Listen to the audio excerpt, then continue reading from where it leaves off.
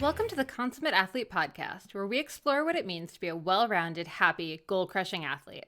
Every week, myself, sports journalist Molly Herford, and cycling coach and kinesiologist Peter Glassford interview experts and chat through all of your training questions. We're excited to have you along for the ride. Hello. Welcome back to the Consummate Athlete Podcast. Peter, how's it going? It's going well. How has your last little bit been going? Oh, well, it's been I realized we haven't done an intro in a couple weeks because we pre-recorded a lot ahead of when we were going to be down in Maryland for NICA's first Eastern Regional Mountain Bike Championship. So hundreds of high school athletes from all over the East Coast hanging out, racing, having a lot of fun. And I got to do a lot of stuff with Strong Girl Publishing.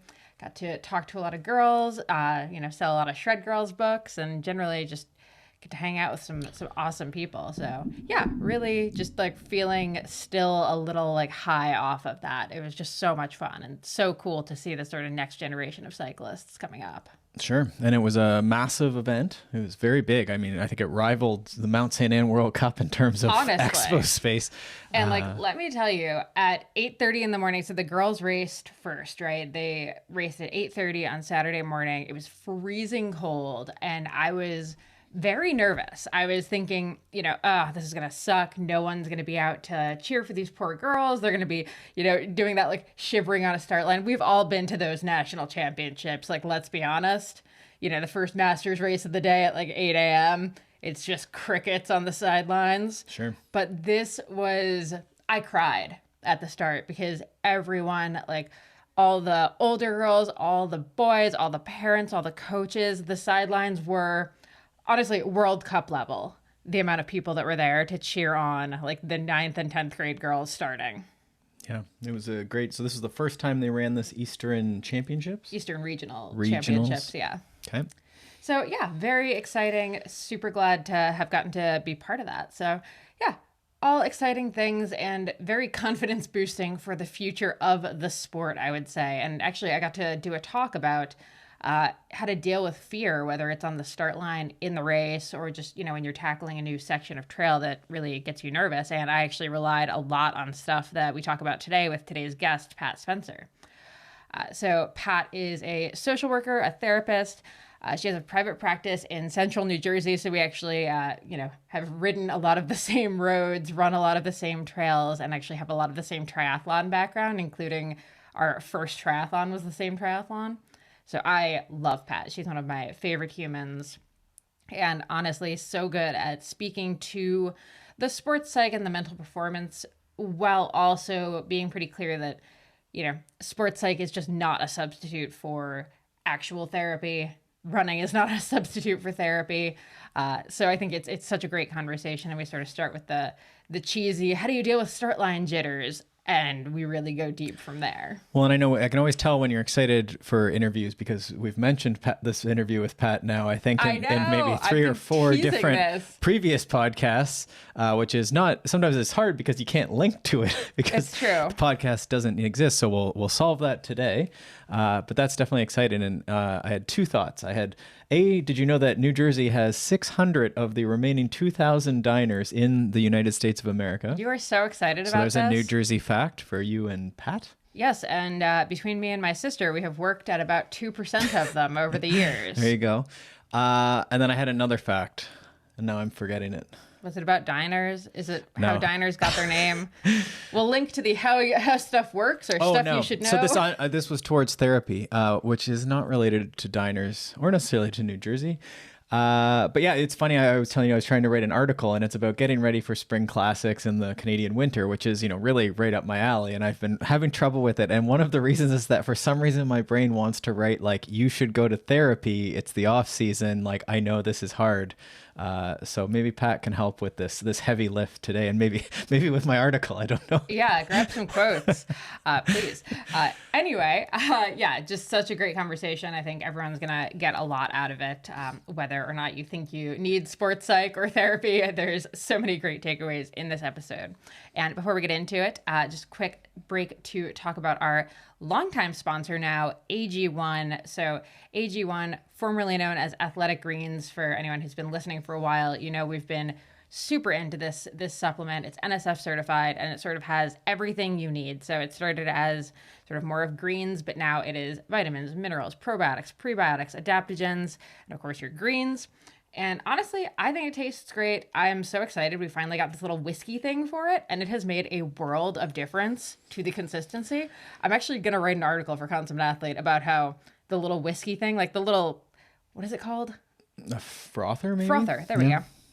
Honestly, for even like whey protein and stuff, Have you tried it with whey? I did. Because I was wondering that, because it definitely makes mixing much better, much much better. easier. Yeah. Like I cannot believe the difference it makes. So I'm like, very adverse to any sort of new things that clutter the kitchen or like add to space requirements. but you so- started using this too. Yeah, I use it every morning. It's really good. I mean, I do like the shaker too, but I mean, when you're at home, you don't necessarily want to use like a plastic shaker bottle. So this is nice. You can have it in a nice glass and it's foamed up. Yeah, you feel very fancy.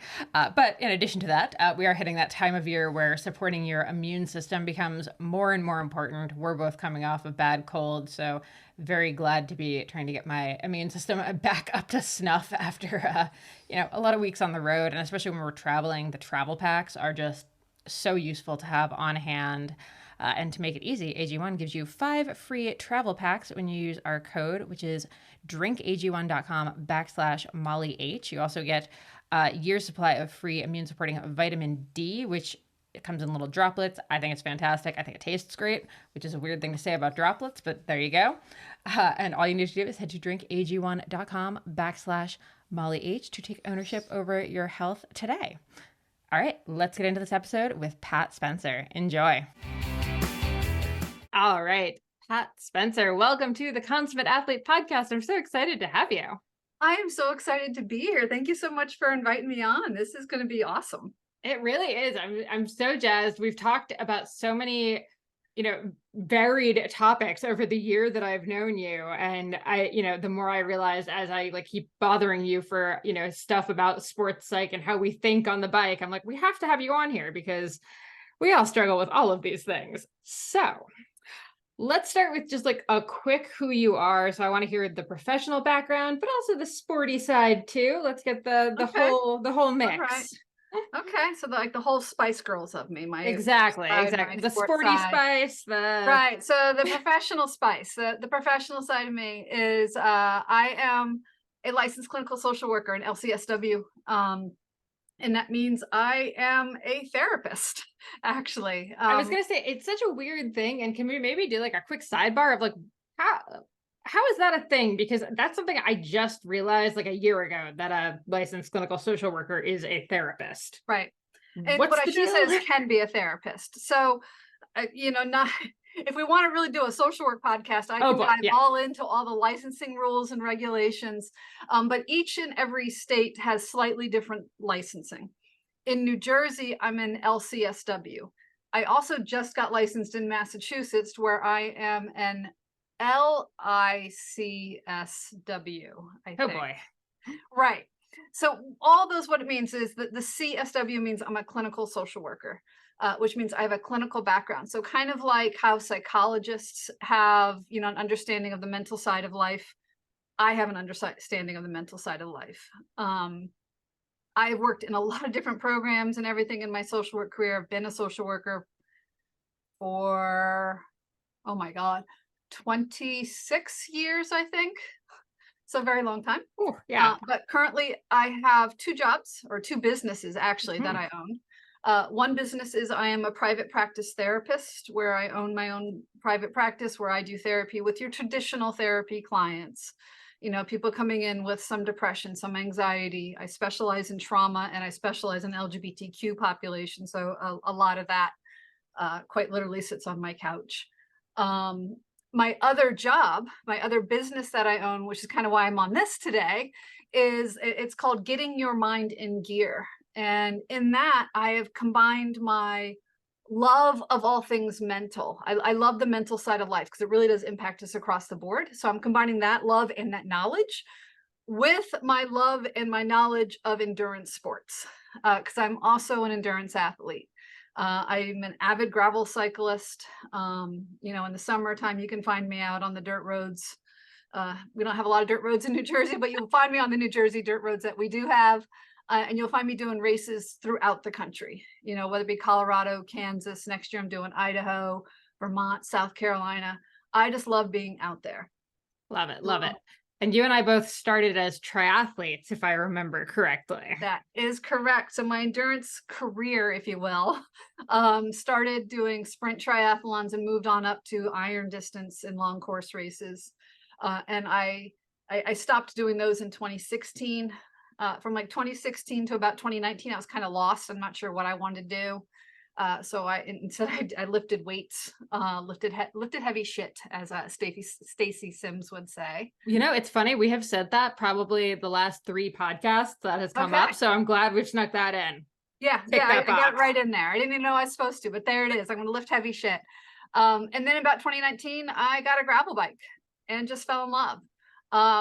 And so last year in 2022 is when I started my Getting Your Mind in Gear.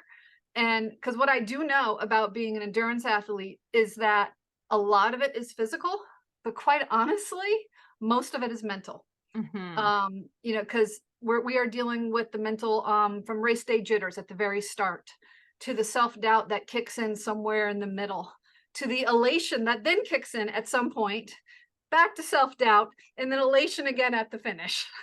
It's this little like wave that we have. Yep. And don't forget the crash after the elation at the finish, when you're like, Right. Oh no, my goal is done. What do I do with my life now? Exactly. And how our identity gets wrapped up into it and everything. Exactly. And so that's why I started this, because I want to be able to combine those two things. Because what I also saw in a lot of Facebook groups, especially with women, was a lot of anxiety and a lot of self-doubt, a lot of, well, what do I do if I don't feel like I'm a strong enough athlete? What do I do if I don't, what do I do with the nerves that I feel at the beginning? And especially with the athletes kind of in my age group, I'm in my 50s at this point, but we're talking like late 30s, 40s, 50s. We see a lot of women that are just getting into it and don't have the water under the bridge of dealing with that internal dialogue and the self-doubt, and also doing something new. 100%. So I want to create a space where we can explore all that. And I want women out there conquering the roads, whether it be on foot, on bike, conquering the roads in a pool. I know you're not conquering a road, but you get the point. I love it. Conquering the lane, taking the lane, if you will. There you go. I love it. Now, I'm curious, what does like the Venn diagram between sort of more standard therapy type stuff that you do versus the Getting Your Mind in Gear stuff? Because I feel like there are these really interesting overlaps between kind of regular therapy and what you're learning there, and then the mechanisms you're learning within more of that like sports psych, sports mental game stuff. Right. I feel like there's a really interesting overlap. There is an overlap, and I try very hard to stay in my lane when I'm with whatever hat I'm wearing that day, or so no mommy issues when we're talking about race day jitters. Right. So that's kind of what I will jokingly say, is that when I'm doing the mental coaching, I recognize you have a childhood, but we're not going to talk about the childhood. But that's a bit of an overstatement, because when I'm doing the mental coaching, I want to know what successes have you had, because confidence comes from previous success and also previous challenges. But what I'm not doing is I'm not processing the deep trauma that's occurred. In the mental coaching, I'm a bit more direct, whereas in therapy, my style is a bit more, or a lot more actually, broad. Whereas for therapy, a client will come in and we'll talk about whatever it is that's going on that week. With mental coaching, it's kind of like, okay, these are the skills we learned last week. How did they go? How are you able to apply them? What went with that? So there is an overlap, but I am also pretty good at keeping the two separate. I feel like I really enjoy like the sports psych and mental performance stuff for sport, because I think of it as almost like the gateway drug to traditional therapy, because a lot of people, are really intimidated by the idea of like straight up therapy. Yes. But completely understand the like, oh, like it would be good to talk to someone to improve my finishing time in the Ironman. Correct. Yeah. So I find that just like utterly like fascinating to me, which is just like, very, it's a weird thing. Right. And again, the sports psych skills you can take to real life. Yeah. If we're working on how to deal with that negative belief that comes up when you're on the bike. Well, most of us, if we have a negative belief on the bike, we also have a negative belief when we go to the grocery store or something. And Yep, we can yep. take the same skills and, apply them across the board. Yes, exactly. I mean, how many times do we hear about sport being used as a metaphor for life? I mean, Mhm. I'm sure you're like me, where you listen to business podcasts and it's like the most infuriating thing when they're like, hang on, let me see equate this business thing with like running a marathon. And you're like, but I know how to do that. Could you Right. please talk to me about the profit and loss statement? Exactly. And I've decided no more marathons for me. So Yeah, exactly. Like I'm over that phase of my yeah. life. Okay, let's dive in to the actual how to deal with this stuff, and we're gonna start with the most cliche, traditional way we could start with mental performance with pre-race jitters. This is perfect because I have my last race of the season on Saturday morning. Okay. What do we know about what works and what doesn't? Maybe we start with what doesn't. What's a Okay. bad way to approach a race Okay. day? So let me just back up one more step and just say every single athlete out there has race day jitters. Every single one has those nerves before the race. One of my favorite things to do is watch YouTube videos, and I'll watch Ironman videos. And if you watch the swim start, like the few months when they have all the athletes and there's every single person has this deer in the headlight looks in their eyes because every Mm-hmm. single person has race day nerves. And so they are normal. And um, I think that's what we want to first just to capitalize on is recognizing that they're normal. Because what we don't want to do is push them aside. We don't want to try to ignore them because quite honestly, we can't ignore them. We don't want to badmouth them, oh my God, I got to get rid of these race day jitters. Right. No, you don't have to get rid of them. We do have to recognize them. We might have to harness them, but we don't want to squash them necessarily. Mm-hmm. Where we do get concerned is when the race day jitters turn to anxiety, because it is a thin line between the two. Okay. Talk to me And about what the demarcation point is there. right, the demarcation point is primarily the thoughts, and then how out of control those thoughts get. So anxiety and race day nerves or race day jitters, whatever you want to call it, or performance jitters. I also get it before I do presentations or trainings. Um, Anxiety and those nerves often feel the same. They feel the same in our body. They feel oftentimes it's a faster heart rate. Sometimes it's like butterflies in your belly. It might be a little bit of clenched shoulders, might be a clenched jaw. For me, I get irritable. Like if before the race, my wife asked me something, I'm like, no, I'm kind of short with her. Even though what she's saying is, do you want this bottle of water? Yep. Yep. Um, so it feels the same. The jitters and because anxiety feels the same. The race day jitters usually stop as soon as we start. So as Mm-hmm. soon as the gun goes off, we are in performance mode. Mm-hmm. And the race day jitters tend to go away at that point, or at least dissipate greatly. Because Mm-hmm. usually the race day jitters are just, am I ready? Yep. Am I good to go? Whereas Yep. anxiety might spin to, what if I get a flat? What if my bottle drops? What if I trip? What if I fall? All those what ifs. Mm-hmm. That's the anxiety. So I try to rein it in when that happens and get to just what's happening now. Mm-hmm. And so how to deal with the anxiety, or I'm sorry, the jitters or the nerves, it actually starts before the race. And something I call 3P2R. The 3Ps are plan, prepare, perform, recover, and review. Right? So the two first Ps are where we want to focus that help us deal with the race day nerves. It's the planning and the preparing. So it's the thinking through in the days ahead, in the weeks ahead, in the months ahead through your training. And then gathering what you need is the preparing. And if you can check those two things off, well, what if I get a flat? Yeah, I've got my Stan's darts. I'm good to go. I can plug that flat. Am I prepared? Yeah, I've trained. I've done 80% of my workouts. I'm good to go. So it's looking back and saying, are we actually ready? Mm-hmm.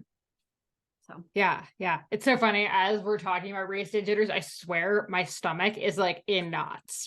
This is Just- very embarrassing. Mhm. Right. But the race day jitters are also physically getting us ready to go.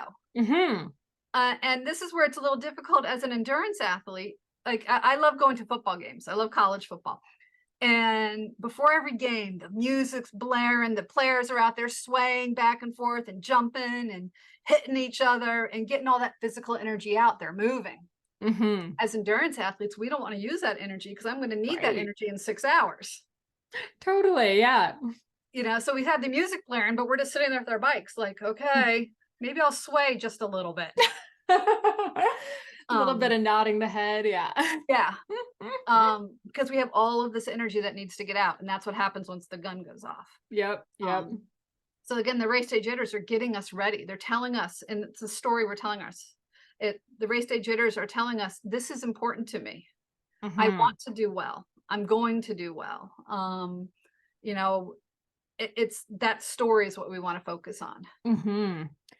Now, here, like, I found this was, I guess I have two sides here. First is, do you find this is like more of a thing for triathletes? Because I feel like for us, those of us who did triathlon have worse race day jitters because when you start with the swim, you are Mhm. actually putting yourself in a place where you could physically die. Like it's actually not that out of like Mhm. context, right? Like you're about to jump in the water and get like kicked by a bunch of people. That's terrifying.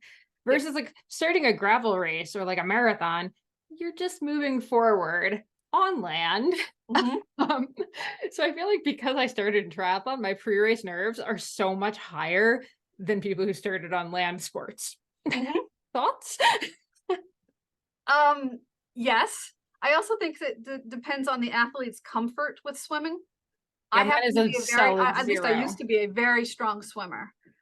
So the swim was my favorite part. But the race day jitters I felt were more of, okay, I want to find a good line. How do I also, as you can see on Zoom, I wear glasses. So with goggles, until I got prescription goggles, I couldn't see the buoys. I would pick my head up. I'm like, well, the other swimmers are going in this direction. I'm going to keep going in that direction. And I'm not blind, but I can't see, 25, 50 yards, at least clearly. So for me, that was a little bit of it. Am I going to see things? Hmm. Um, but also with Ironman or triathlon, actually, triathlon's 3 sports. We have 3 things to be worried about. It's am I ready for the swim? Yeah. And then this is where it turns to anxieties when we start to jump ahead. I'm not even in the water and I'm already thinking about transition 1 and being on the bike. Hmm. And if I'm really anxious, I'm also thinking about the run at the same time. Yep. Whereas in gravel and in ultra running and in running 5Ks, whatever it happens to be, we're focused just on that sport. Yep. Yep. And also not being like the meme of the person like falling off the bike in transition. Right. Also a pretty key thing. Yeah. Right. And then I have no science to back me up. I just have what I've seen and heard from other people is that when we're doing triathlons, we tend to be more, I'm going to say high strung. I don't quite think that's the right word, but it tends to be a bit more anxious, more anxiety in there. And again, Hmm. I think it's because of the 3 sports, not the one. And then also a lot of people put an awful lot of time, money, and energy because you got to think about just money wise. Oh my In gosh. triathlon, I'm buying, a wetsuit. We're buying a bike. We're buying At bike least shoes, one a bike. helmet. Oh, at least one bike. Yeah, I'm being kind and saying a bike. Yeah. And running shoes. Whereas if you're doing just bike riding, it's just the bike stuff that you're financially putting towards it. So there's a lot Hmm. more stress and pressure coming from behind, if that makes any type of sense. Yeah. Yeah. You feel like there's more to like you need to make it worth the spend for sure. And I think Mhm. that's how any of us feel about, going to a race that's like, that's a plane ride away or that, Mhm. just you've put a lot of time into even like time Yep. and money. Yep. You feel this like if you don't make that race go the way you want it to, it wasn't worth it, which we all know is not the case. It's still Right. way obviously worth it, but in your head, I think that's part of the pre-race nerves for Right. sure. Right. And that's why also at the pre-race stuff, especially with triathlon, but also anything else, it's that planning and preparing. Hmm. It's how do you either literally have a checklist or, mental checklist of what do I need? How do you make sure you have it all? Hmm. Um, I Yeah. heard somebody once say that they take pictures of their stuff. So once they pack it up and bring it to transition, they can still look and go, okay, yeah, my Body Glide is in there. That is genius. Right? Oh my Like gosh. that was like mind blowing. So you put your stuff out, take a picture, put it in the bag. Therefore, I can go back because my thing is I'll pack stuff up and then go, do I have my socks? And Hmm. then unpack everything. Oh, yeah, I do. Now repack everything. This is like my mind just got blown. This is brilliant. Oh my gosh, I love it. I love it.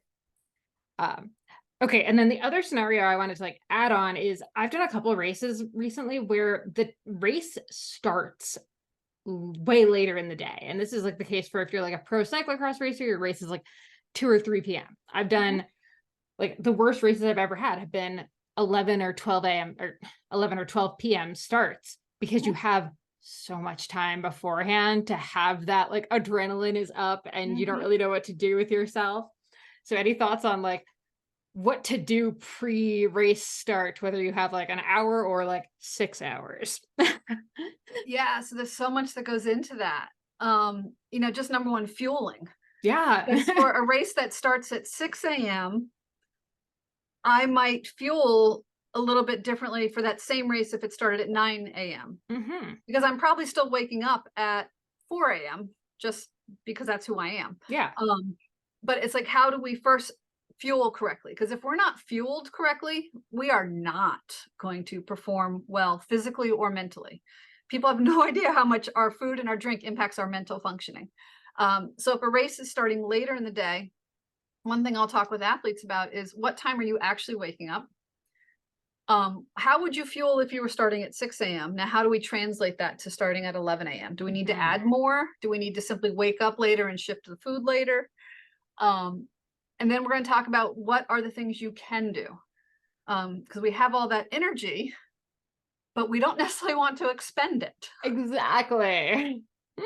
So it will be things like hanging out in your hotel room if that's where you're staying, or in your van, or basically staying off your feet. Mhm. Um, Possibly doing some visualization. So therefore you're keeping yourself engaged, but picturing, okay, let's just picture the start.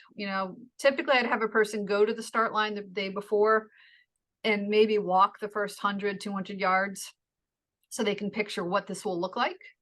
So let's just do the visualization so we can get through it. And I also find that helps calm people down because they're actually doing something productive. Mhm. Um, and and then figuring out, okay, when do you need to go? When, what for me, my wife and I jokingly always say that we try to win parking. I'm not going to win the Oh, race, but I'm going to win parking. yeah, You're, same you're here. there. So we'll be the two in competition for that best Yeah. parking spot because I hate being late. And so for me, I like to get to the race site early, and maybe I'll take a nap in my car if the race starts a little bit later. Love it. Love it. But so some of this is specific to the athletes. Some athletes are like, no, the race starts at 9. I roll in at 8:55 and Good to go. go. If that works for them, that's what we'll work with. But if Mhm. you're kind of more like me and you want to get there early, it's how do you get there early? Can you stay off your feet? Can you, maybe do a few warm-ups? Can you visualize? So Mhm. Yeah, yeah. And ticking off the things that are gonna stress you out, like the finding parking. Because if you're home at your hotel, you're gonna be thinking about getting there and like, oh geez, the parking yep, spaces are gonna be gone. Oh no. yep, exactly. Because I don't want to waste any energy, and anxiety is energy. Hmm. So Yeah, yeah. Oh, I love it. I love it. Did we cover all of your P's and your R's there? I don't think so. So the first P was plan. Yep. So the planning is kind of making your list. The preparing is gathering your materials. So the planning can be, okay, what's the weather?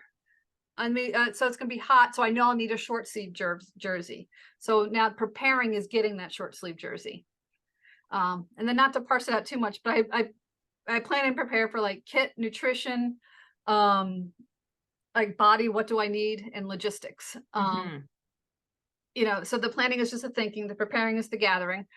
Performing, that's kind of obvious. It's performing, it's getting out there, it's taking that first pedal stroke, it's taking that first step. But then the performing is also making adjustments as needed, because Mhm. no race, literally no race will go exactly as planned. You know, you can have the best laid plans, and if you watch the Ironman World Championships this past weekend for the women, like Taylor Nibb's nutrition fell off her bike like 3 times. So you know it did not go as planned for her. So she had to, figure things out on the fly. Mhm. Um, and then the R happens after the race. So the first one is recover. So that's, The maybe best one. it is my favorite one. It's getting off your feet. It's, rehydrating. It's refueling. It's having that celebratory, meal, whatever it is. Maybe it's a massage, maybe it's not. It's whatever you need to recover. Mhm. And then there is review. And And this review is is like looking, the most often like missed one, glossed over one, but yeah, and I so think it's not important. used effectively. Yeah. And going back to triathletes, every single triathlete I ever say, "How was your race?" Every triathlete says, "Oh, it wasn't great. This went wrong, that went wrong, and this went wrong." And I'm like, "Oh, great. What went well?" Well, but I have to ask them. And so when I'm reviewing, I want people to tell me, what are things that went well? What's something Mhm. that you're really proud of? What do you want to have happen again? What's something that you would change? And was there kind of an utter failure? And how do we then learn from all of those? So the things that went well, how do we replicate? Mhm. Things that didn't go well, is there something we need to change? Is there something we need to tweak? Is it, what happens there? Because it's in the review that we learn for the next race. And it's in that Mhm. review that we build the confidence for the next race. So when we have that next race, pre-race jitters, we can say, I've been through this before. I got this. Mhm. Yes, and very helpful to write down these points in your review. So that way, next time when you're, planning and Mhm. preparing, you can go back and look at them and know what needs tweaking. Yeah, exactly. And again, you're going to know yourself. Like I tend to run very cold. So on some races that maybe another athlete can get away with a light jacket, I actually will wear a thermal jacket. Hmm. But I've learned that because if I don't, my hands get numb and I can't squeeze the brakes and I'm miserable and there is no getting me out of that misery at that point Yep. until the race is over. So, Yeah. Yeah. Ah, so good. And I think kind of that set of points leads to what I wanted to talk about as like we always use race day jitters as this like quintessential like this is like the mental performance thing. mhm. But to me, I think like obviously yes, race day jitters exist. I clearly have them as my gut is currently like knotted up from talking about them. But like, what are some of the other issues that athletes are actually dealing with that I mean, I think could even be like the precursors to the pre-race jitters. Right. So I think some of them are things that it's not just athletes, that a lot of people experience. I think some of it's the negative self-talk. Hmm. I think a lot of athletes and people in general, as soon as something doesn't go their way, it throws them off.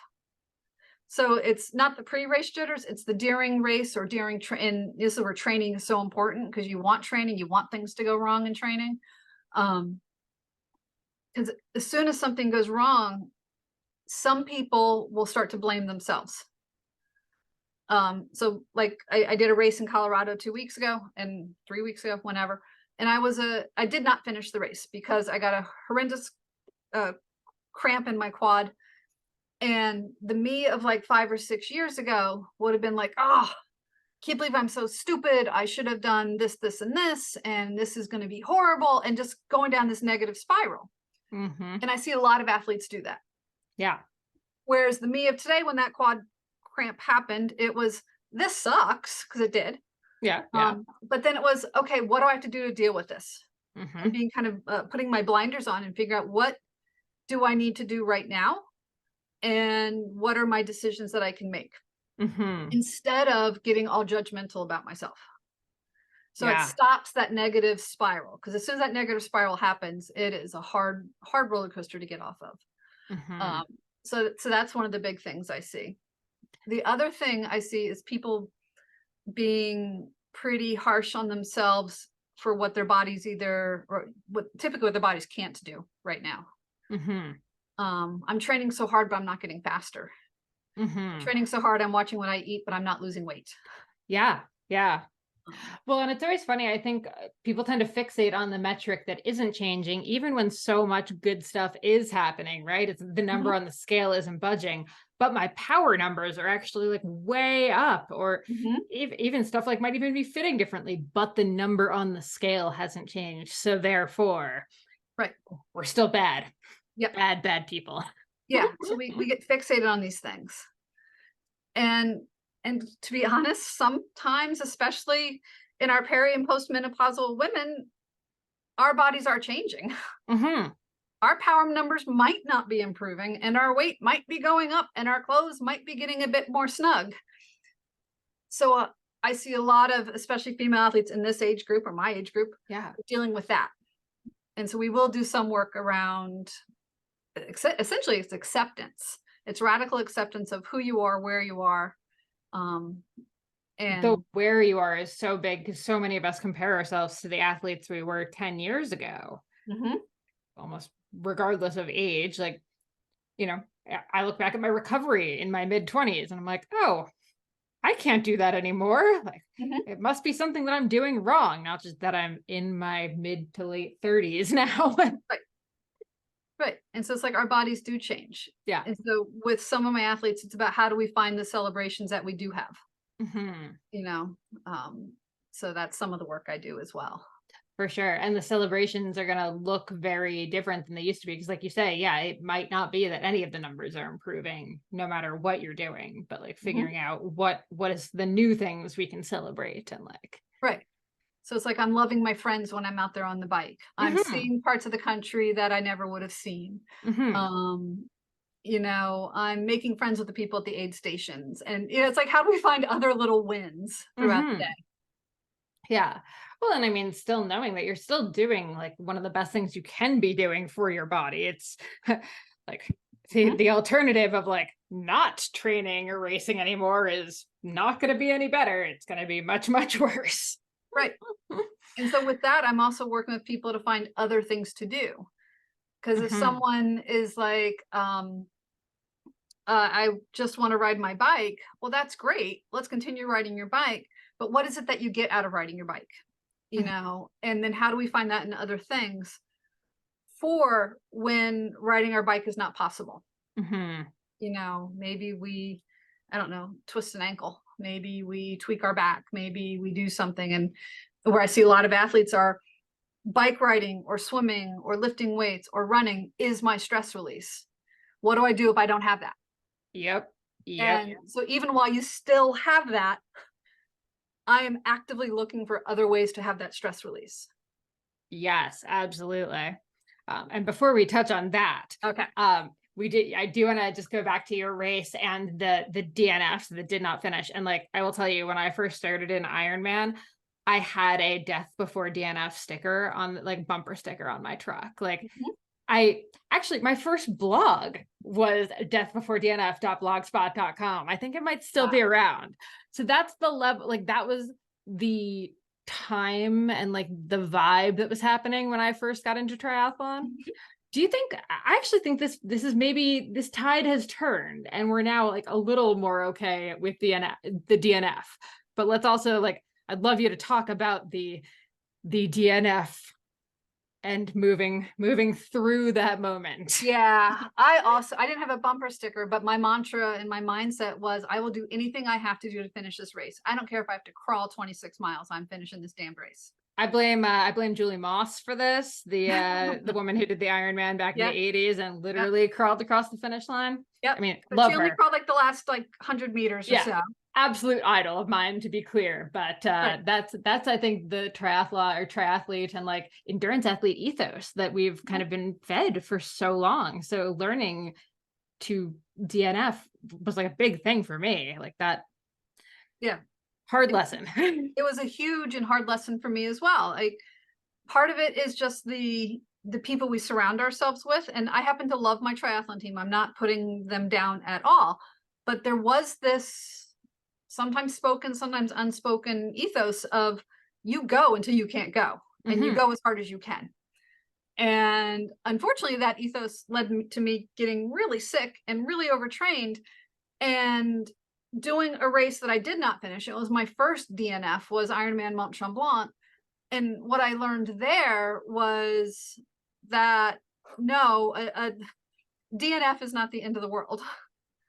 End of the world really is my health. I need to put that paramount. Mhm. Um, so that's when I had to shift from this perspective of I am an Ironman finisher. I am a gravel cyclist who finishes everything, to I'm a gravel cyclist who goes out there and pushes herself as hard as she can.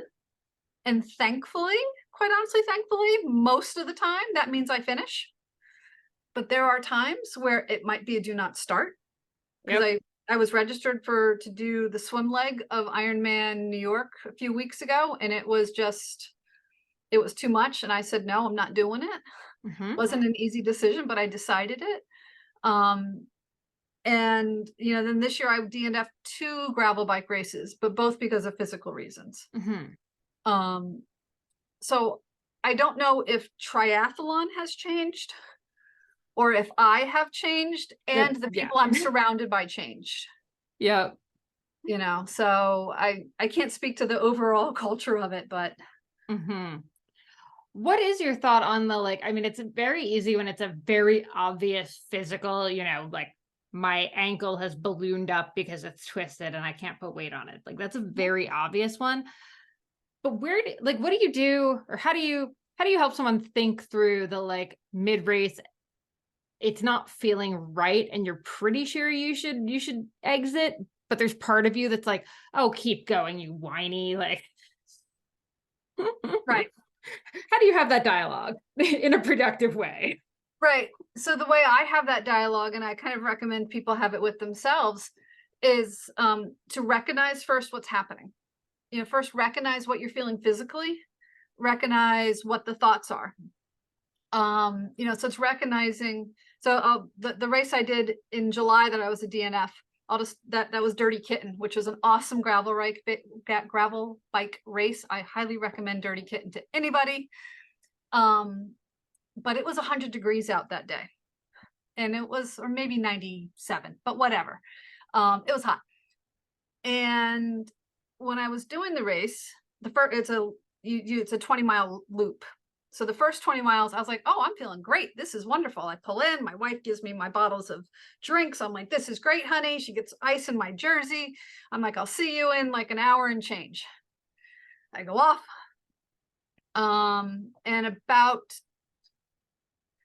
15 minutes into that second loop, all of a sudden I got a splitting headache. And it was sudden. It was like, it wasn't a gradual build, it was headache. And I'm like, oh, that's not good. So I recognized what I felt. I'm like, okay. So then I tried to understand. It's hot. I'm not feeling great. I'm pushing myself. So reach down, drink. I'm like, I probably need some drinks. So that's the understanding.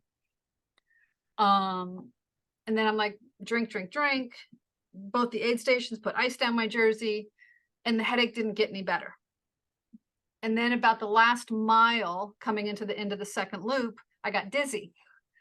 And I'm like, oh, this is not a good sign. So again, it's Bad sign. understanding. It's recognizing that it's gone from a headache to dizzy. And so I pulled into the second loop. I'm doing the 3-loop course. I pull in for the end of the second loop and I tell my wife, I'm like, I got a headache and I'm dizzy. I said, so do you have Advil? Because what I decided at that point was I was not making a decision of stopping or going until I gave myself time. Mhm. Because I think part of choosing to DNF is giving yourself some time to actually make a decision. Mhm. So it's recognizing what you're feeling, understanding where that's coming from, kind of naming the emotions. So I was kind of sad, I was angry, I was frustrated.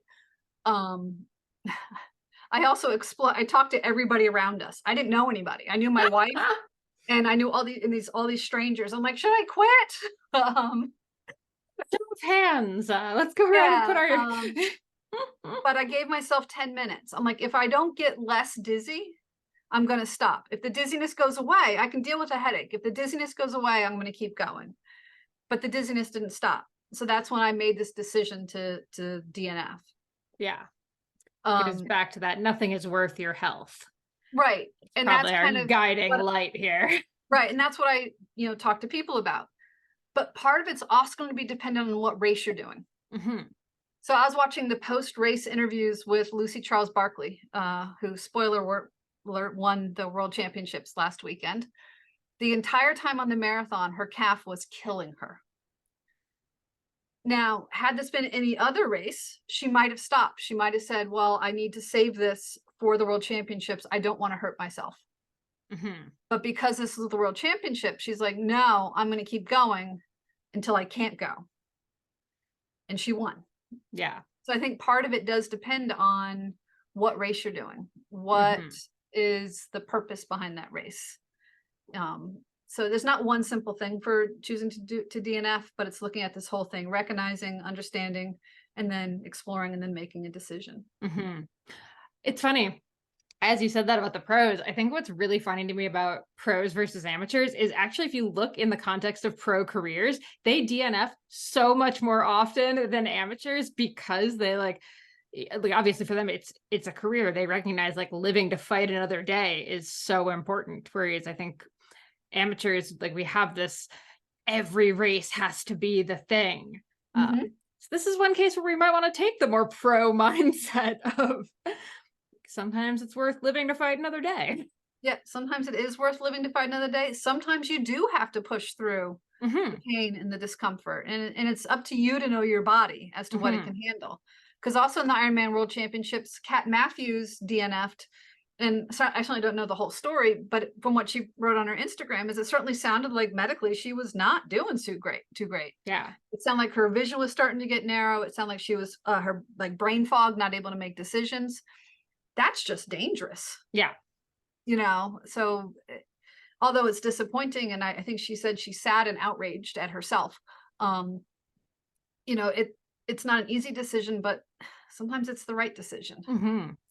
Ooh, okay. So this is actually an important, like an interesting one, because I think so someone DNFs, and like I've had this where then like in the days after I start like, you kind of stop remembering how bad it was. And Mhm, you start being like, you were an idiot. Why didn't you keep going? mhm. How do you talk yourself back around from that point once you've like done that? So if you've gone on to the "you're an idiot" part, We're in the you're an idiot phase. Yeah. okay, I would, if I was working with this person, I'd be like, okay, so let's go back to talk about what happened in those moments.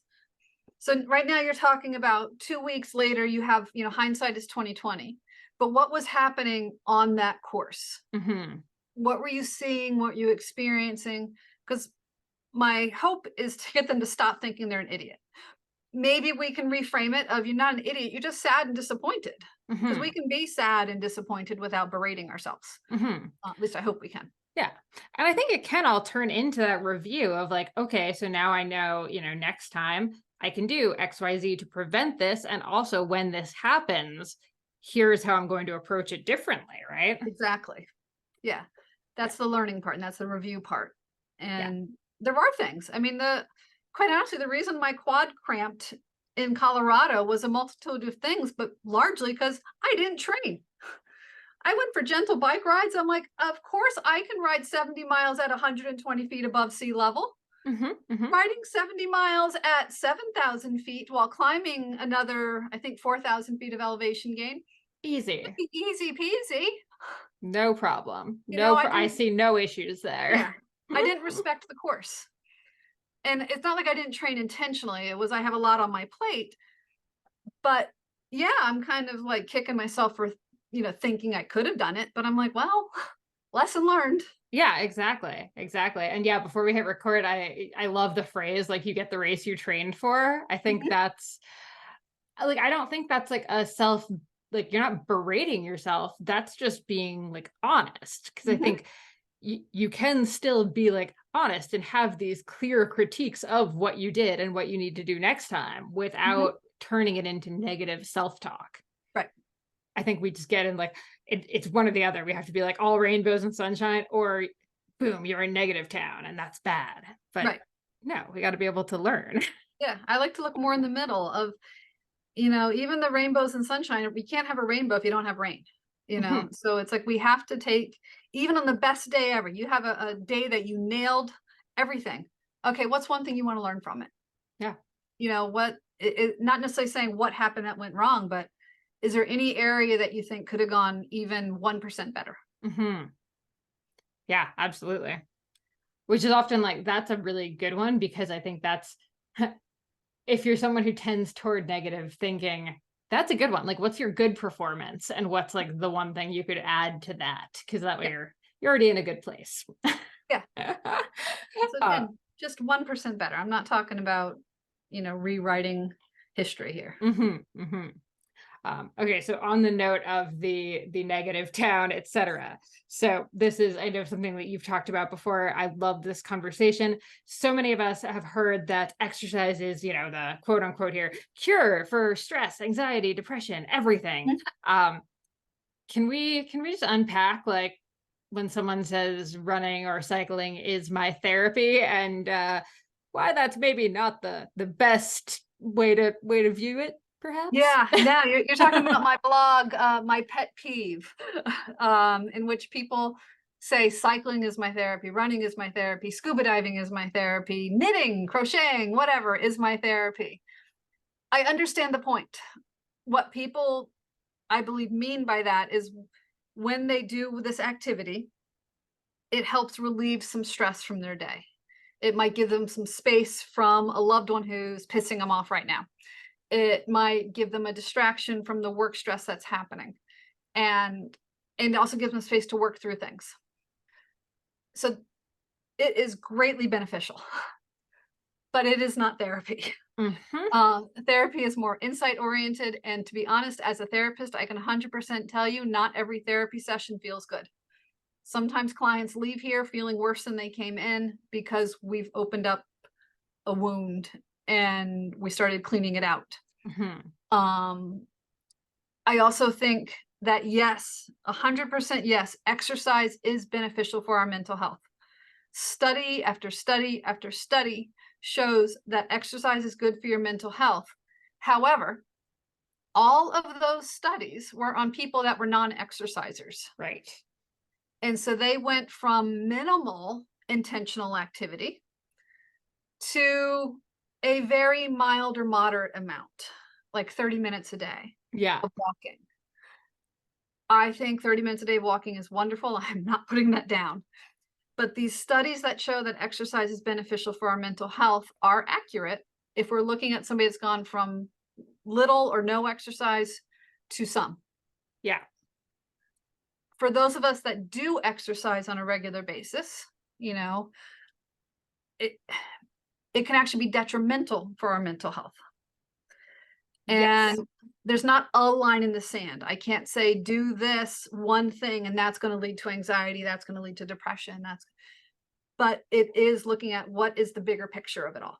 Mhm. Um, and a lot of people put a lot of pressure on themselves. So some of the stress or anxiety that comes from exercise is, oh my God, I have to get this workout in. If they use Training Peaks, I have to turn this green. Mhm. Mhm. They also wrap their identity up in it. What does it mean if I can't swim, if I can't bike, if I can't run? Anxiety disorders and depressive disorders are, I forget the exact numbers, but they are much larger in the endurance athlete population than the non-endurance athlete population. Yeah. And then eating disorders. Oh my God. Especially female athletes, but it's not only female identifying athletes, it's also male athletes can have eating disorders because all of a sudden we're like, if I can lose 1 pound, I can go up that hill faster. Yep. And then they lose that 1 pound, and guess what? They go faster. And then they're like, I can lose 2 pounds. And then at some point, it starts to diminish. And then they're like, I need to lose more weight. And then Yeah. the eating disorders kind of pour out of control. Yeah. Yeah. So So this is obviously, I mean, we are both very extreme endurance athletes. We clearly love this and like think that there's like so many benefits to endurance sport. Don't get mhm, us wrong. right. But I do think what you're saying is so like it's such an important thing to kind of keep in mind, and that like A, like this is never going to replace regular therapy, and B, like we do have to be like very on top of like being aware of what state our mental health is in, Mhm. and like knowing when we're tipping into that like obsessive point or point where the exercise and training is more of a stress than it is a Mhm. relaxant. And yeah, just something that we really need to be very careful about, we'll Oh, say. yes. Yes, yes, yes. And I think this comes back to that point that you made about like having another activity that you can go to, because you're right. Like if this is your normal like stress release and like kind of what you're doing for fun and it's a thing that brings you joy, if you are injured or you are in your off season and actually need that break, Mhm. if you don't have that and you don't have something else in place, it's a lot harder. Yes. Yeah. And those other activities can be simple. I love going for walks. Like Mhm. I wasn't making fun of people. Oh, I no. went for a walk just before our call today. But when I go for the walks, I don't bring headphones. I don't listen to music. And I intentionally listen for birds. I intentionally look at the color of the leaves, because it takes you from inside to outside Mhm. and it gives us something else. So therefore, when we are injured, because I don't know the statistics, but I'm gonna take a guess that every endurance athlete, if you do this long enough, will be injured at some Yeah. point. Hopefully nothing catastrophic. Hopefully just something like a few days off your feet and you'll be good to go. But we will get Yeah. injured at some point. Yeah. Exactly. And in that, actually, in the case of injury here, real quick before we wrap up, like thoughts on hanging on to that athlete identity, especially when you are, whether it's an off season or just a super busy season at work or an injury or something. How do you hang on to feeling like an athlete or even feel like an athlete in the first place if you're someone we both know so many women in particular who do, they've done Ironmans, they've done Unbound, they've done like these massive things and you say, you'll say something and they're like, "Oh, I'm not really a cyclist. I'm not an athlete." Right. So there's so many layers to that I question. know, I know. I just asked you a Um, question that could be like an entire, not just podcast episode, but a podcast. yeah, because it's like I'm thinking again, just myself. Like I said, in 2016 is when I stopped doing Ironman, and I stopped doing it after a DNF. And so until then, my identity was I am Pat Spencer. I am an Ironman. I'm Mhm. a social worker. I'm an Ironman. I am a wife. I'm a cat. I'm all these things, but I am an Ironman. The guy said it when I came across the finish line. Yeah, yeah. Mike Riley said he announced it. If Mike Riley said I'm an Ironman, by God, I'm an Ironman, and I Yep. have a tattoo on my ankle that confirms it. So I think part of us is looking at what actually is our identity. I do think being an athlete is part of it. And quite honestly, I no longer am an Ironman. And there is some grief that has to go with that and processing through it. But looking at what are the other aspects of ourselves. Mhm. So, like when I lost being able to be an Ironman, I took up photography. So I redefined myself. I'm Pat Spencer, the photographer. Not a Love great it. one. Nobody wants to buy my pictures, but I love going out there and taking the pictures. Um, so I think when someone's like, crushing like Unbound or doing Ironman or doing 10K swims, and then they stop for whatever reason, it's looking at, yes, that is part of your life. Possibly, if you're injured, possibly it's going to come back. So that still is part of your life because you're still working on that recovery. Or have we turned the page? And that part of your life is it's not over, it's not gone, it's not going to, not going to delete your memory. But it is like, who else are you? Mhm. And how do we have that be just as important as this? Mhm. And what I also see that happens, especially with injured athletes and especially people that leave that sport, is they also lose their community. Right. It's like when I stopped training for Ironman, my social life before that was training. I Mhm. would go on Wednesday nights. We had the run bike run workouts where we'd all be together. Tuesday nights were interval bikes. Thursday nights were hill repeats. And all of us started and all of us ended at the same time. We might be different speeds, but that was my social life. Mhm. So for me, that was the hardest. So I'm also looking at people. I'm always talking about what else is going on in your life. What Yep. else is there? Who else do you have? And even if your friends are only your athlete friends, what else are you doing with them? Mhm. Are you going out for dinner every once in a while? Do you guys go play miniature golf? Do you, I don't know, have cookouts.